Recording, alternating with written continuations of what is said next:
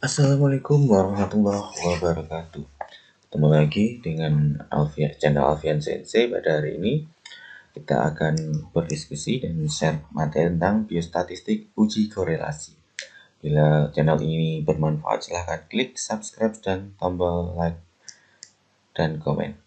Baik, biostatistik merupakan suatu metode untuk melakukan sebuah penghitungan yang bertujuan untuk membuat beberapa penyajian data. Nah, pada kali ini kita akan membahas terkait uji korelasi. Nah, pada dasarnya uji korelasi sendiri dibagi menjadi 3, yaitu uji asosiasi, uji korelasi, dan regresi. Itu merupakan bagian dari korelasi.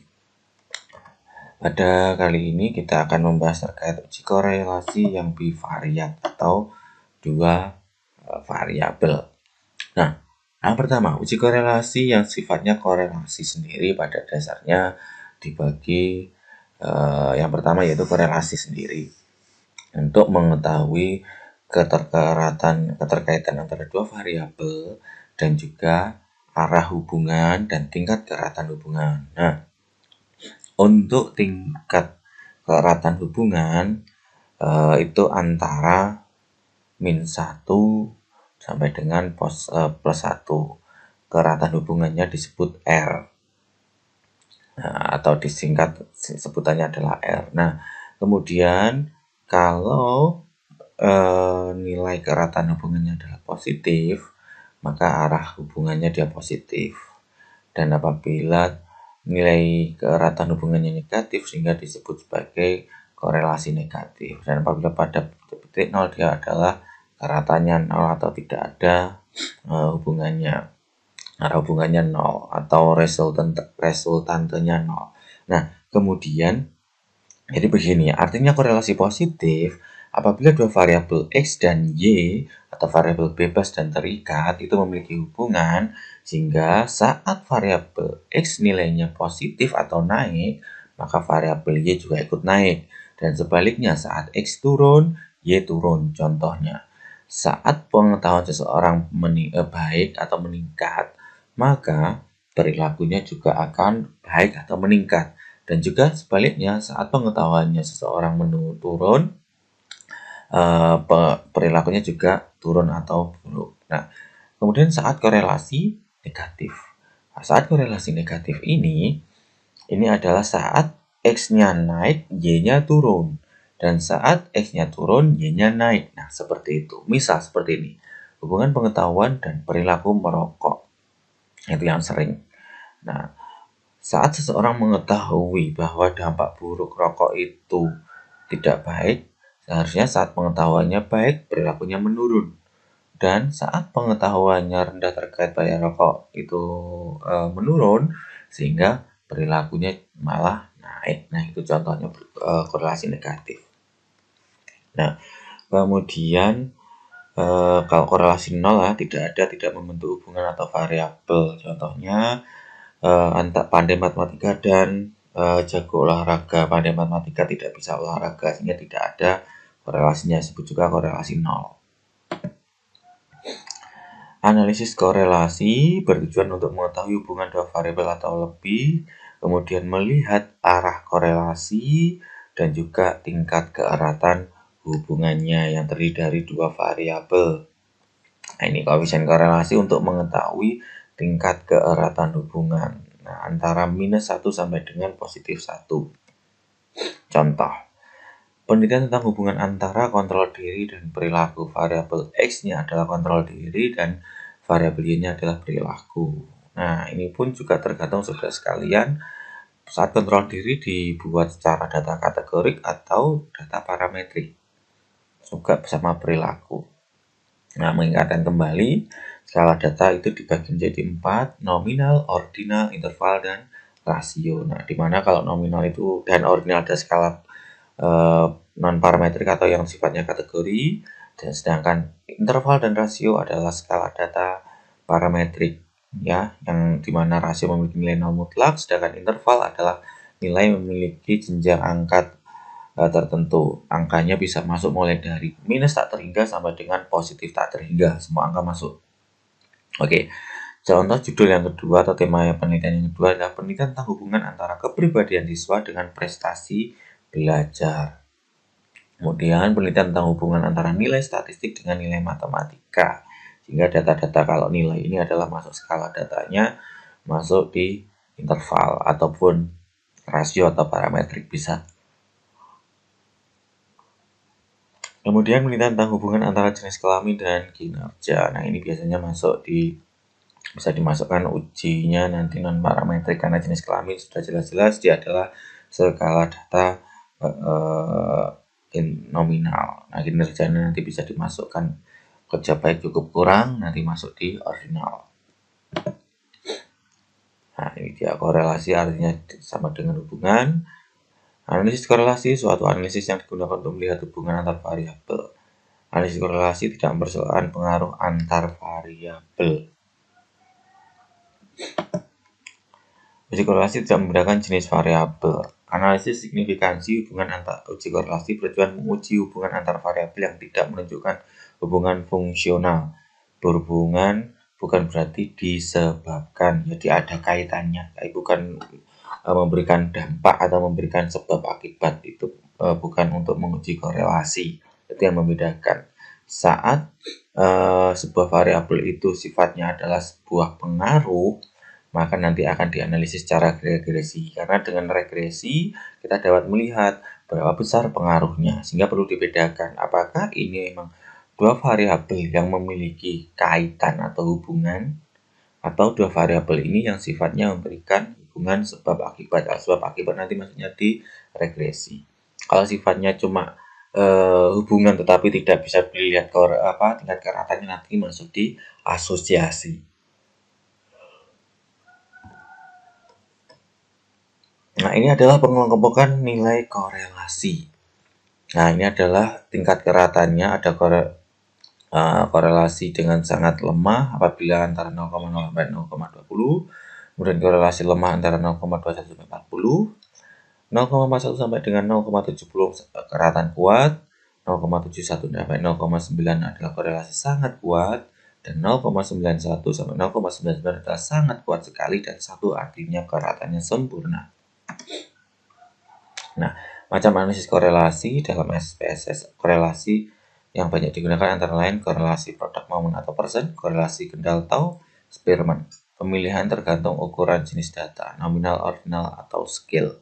Nah, dan juga nanti ini ada ringkasannya, ini adalah kalau skala datanya, produk momen adalah scale saat interval rasio, Kendall Tau ordinal, Spearman ordinal, koefisien kontingensi nominal, eta nominal scale.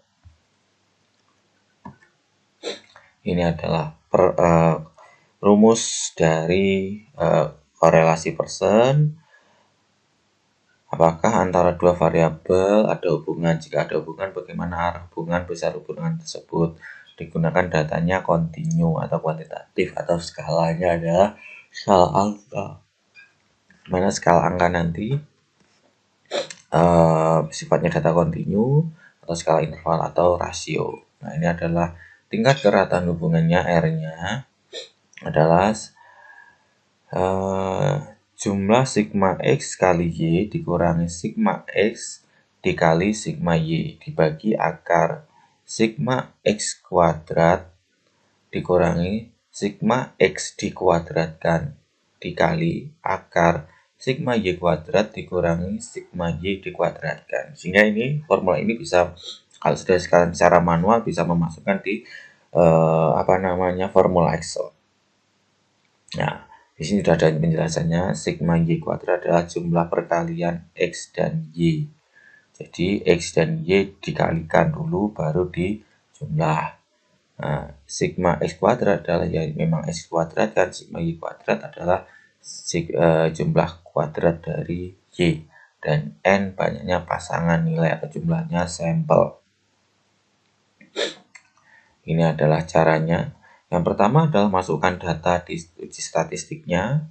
Kemudian setelah data masuk saat uji persen, maka tempatnya adalah analyze, correlate, bivariate. Nah, kalau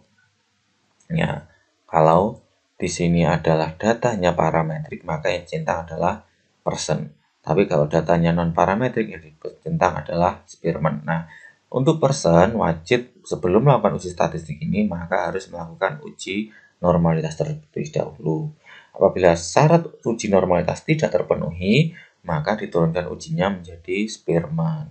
Nah, ataupun saat skala data kita adalah kategori seperti kita kategorikan nominal ataupun ordinal, maka ujinya bisa langsung kita pilih ujinya bisa Spearman atau Pendahl-Tau. Nah, ini syarat penting korelasi produk momen adalah asumsi mendasari analisis produk momen adalah distribusi antara kedua data adalah datanya normal. Nah, sedangkan Spearman tidak mensyaratkan distribusi normal.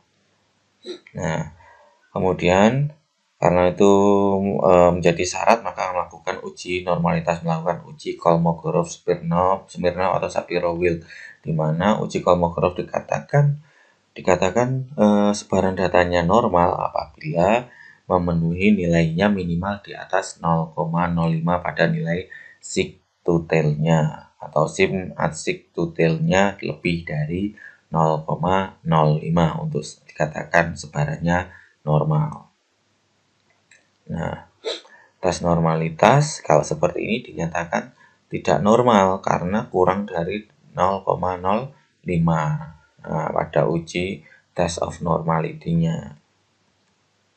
Nah, kemudian kalau uji Spearman ini adalah ujinya untuk melihat korelasinya, yaitu 1 min 6 kali sigma dikuadratkan selisih peringkat. Jadi pada penghitungan Spearman yang dihitung adalah peringkat atau jenjangnya atau rankingnya dibagi jumlah populasi dikalikan jumlah populasi kuadrat kurangi 1.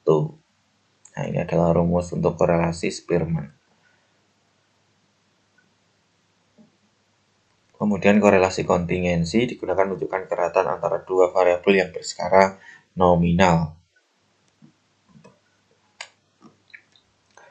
Nah, ini untuk square test atau independensi menguji apakah ada hubungan antara baris dengan kolom pada suatu tabel kontingensi.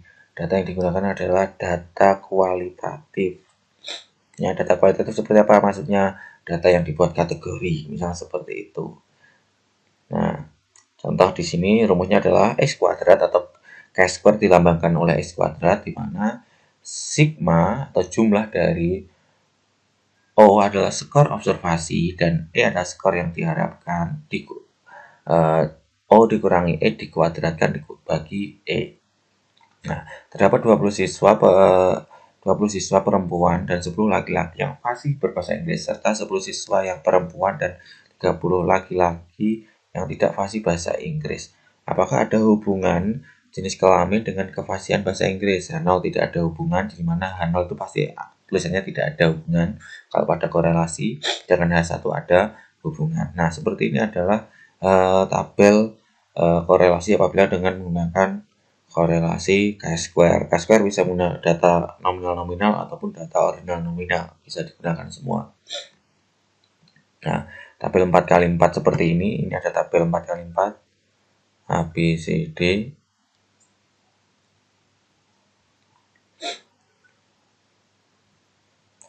Di mana ini adalah perempuan, laki-laki, fasih tidak fasih, sehingga di sini akan dihitung. Nah, yang pertama kita bisa menghitung seperti ini. Observasi dikurangi yang diharapkan. Nah, sehingga akan masuk seperti ini. 20 yaitu A plus B dikali A plus C dibagi jumlah populasi. Kemudian B-nya A plus B ditambah B plus N dibagi N, dan seterusnya. Nah, kemudian di F-nya atau dari sini kita bisa melihat kolom dikurangi 1, baris kurangi 1. Jika X kuadrat atau chi-square kurang dari X kuadrat tabel, maka Anda dapat melihatnya melalui tabel X kuadrat, maka H0 diterima. Jika X kuadrat hitung lebih besar dari X tabel, maka H0 ditolak. Atau bisa dikatakan nanti saat penghitungan menggunakan data SPSS bisa diketahui apabila nilai P-nya. Apabila P-nya lebih besar dari 0,05 maka H1 ditolak. Apabila kurang dari 0,05 maka H1 diterima.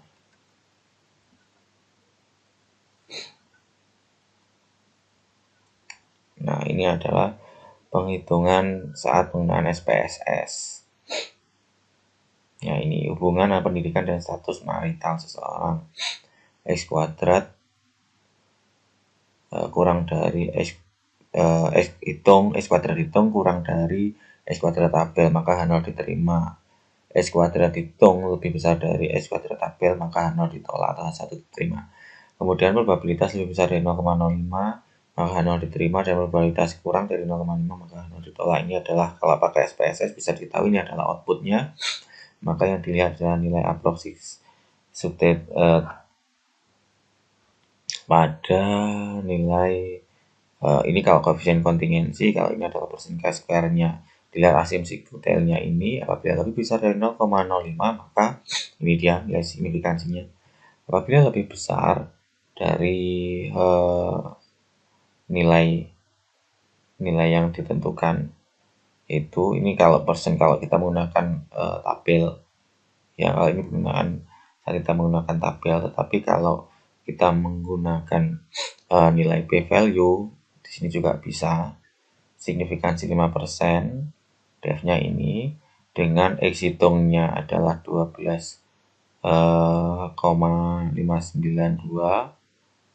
maka kalau 0,0 dibandingkan dengan 0,51 lebih besar 0,1 artinya terima H0, tidak ada hubungan.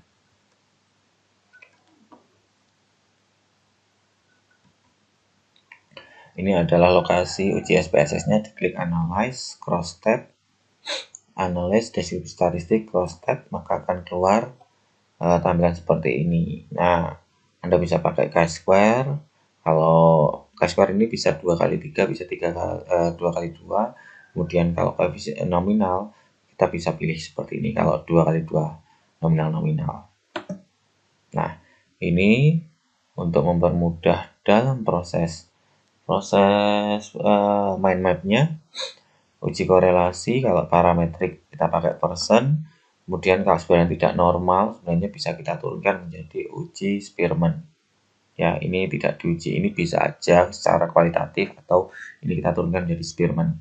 Kemudian untuk non parametrik, kalau ordinal bisa pakai Spearman, Gamma, Somers. Ordinal pakai juga bisa pakai Chi-square, tapi jarang biasanya. Interval nominal pakai eta, nominal koefisien kontingensi atau P Cramer.